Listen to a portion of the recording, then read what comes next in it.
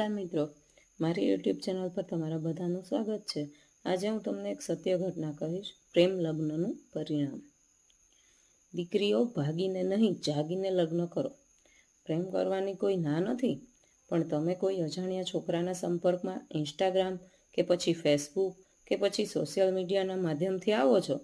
તે થોડી ઘણી વાતચીતથી આખી જિંદગી સાથે રહેશું એ વચનમાં બંધાઈને પ્રેમ લગ્ન કોર્ટમાં જઈને કરી તો આવ્યા, પણ સુરત પાસે આવેલ એક ગામ, એ ગામમાં રમેશભાઈ રહેતા હતા। તેઓ પોતે શિક્ષક, તેમના પત્ની પણ શિક્ષક, સાથે ગામડે ખેતી પણ કરતા।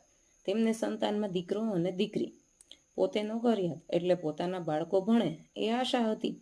રમેશભાઈએ તેમની દીકરી ખુશીને એન્જિનિયરિંગના અભ્યાસ માટે સુરત મૂકી। ખુશીને તો ગામડેથી સિટીમાં ગઈ એટલે હરખ કંઈક અલગ જ હતો, અને એમાંય પાછો મળી ગયો મોબાઈલ। 2 વર્ષ તો કોલેજના પસાર થઈ ગયા। કોલેજના 3જા વર્ષમાં ખુશીના ઘરે સમાચાર આવે છે કે ખુશીએ તો કોર્ટ મેરેજ કરી લીધા છે। આ બાજુ તો રમેશભાઈને વિશ્વાસ જ નથી થતો કે મારી દીકરી જે દરેક વાત મને પૂછીને કરતી હતી, એટલું બધું મારાથી છુપાવ્યું। ખુશી કોલેજના 2જા વર્ષમાં હતી ત્યારે ઇન્સ્ટાગ્રામના માધ્યમથી કપિલ નામના છોકરાના સંપર્કમાં આવી હતી। બંને જણા સારી વાતો કરતા, ફરવા જતા, મજા કરતા। તેણે ખુશીને જણાવ્યું હતું કે મારે કાપડનો શોરૂમ છે, મારે ત્યાં 5 માણસોને કામે રાખ્યા છે અને હું સુરતમાં જ રહું છું।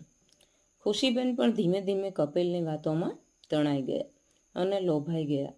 બંનેએ નક્કી કર્યું કે હવે આપણે બંને કોર્ટ મેરેજ કરી લઈશું। કોર્ટ મેરેજ તો કર્યા પછી કપિલના ઘરે જવાનું થયું ત્યારે સારી વાતો ચાલી એટલે થોડા દિવસ સારું લાગ્યું, પણ અહીં તો જ્યારે સાચી વાતની ખબર પછી પડે છે કે હું તો કપિલની વાતોમાં આવી ગઈ હતી। કપિલ તો તેના 4 મિત્રો સાથે ઘર ભાડે રાખીને રહેતો હતો। કપિલને તો કોઈ જ કાપડનો શોરૂમ હતો જ નહીં, તે તો નોકરી કરતો અને મહિનાનો 12,000 પગાર હતો। ખુશીએ તો તેની સાથે એકાદ મહિનો વિતાવ્યો, પાછો એના સાસુ સસરાને એમના ઘરે જઈ મળી આવી ત્યારે જ ખબર પડી કે આ કપિલ તો કોઈના કહ્યામાં જ નથી અને કોઈનું સાંભળતો પણ નથી। પણ હવે કરવું શું? પોતાની જાતે લીધેલો નિર્ણય એટલે કે અફસોસ સિવાય કશું હતું જ નહીં। કહેવાય છે ને કે ચોરું કચોરું થાય પણ માવતર કમાવતર ન થાય। એટલે ખુશી જે મમ્મી પપ્પાને કહી દીધું હતું કે હું તમને ઓળખતી નથી, પરંતુ મમ્મી પપ્પાની યાદ તો આવે છે ને। કપિલને જણાવે છે કે હું પપ્પાના ઘરે 2-4 દિવસ રહી આવું છું અને પછી પાછી આવી જઈશ।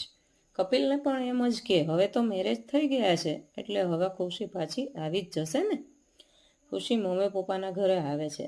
રમેશભાઈ અને તેની પત્ની ખુશીને જોઈને ખૂબ ખુશ તો થઈ ગયા, પણ સાથે ગુસ્સો પણ આવતો હતો, પરંતુ વ્યક્ત કરી શકતા ન હતા। ખુશી ઘરે આવી બહુ જ રડી, માફી માંગી, મદદ માંગે છે કે પપ્પા હવે હું શું કરું?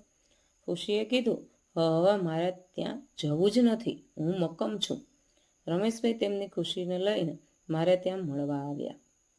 કપિલ સાથે પણ મેં વાત કરી અને લાગ્યું જ કે આની સાથે આખી જિંદગી કેવી રીતે ખુશીને જશે। બહુ જ તોછડી ભાષા એની હતી। એણે તો સ્પષ્ટ કહી દીધું હતું કે ખુશી ના આવે તો મને કોઈક બીજી મળી જશે। ઘણી બધી ચર્ચાઓના અંતે વકીલશ્રીની મદદથી અંતે ખુશીના છૂટાછેડા તો થઈ ગયા, પરંતુ આવા કિસ્સાઓ જ્યારે આપણે જોઈએ છીએ ત્યારે આપણને ખૂબ દુઃખ થાય છે।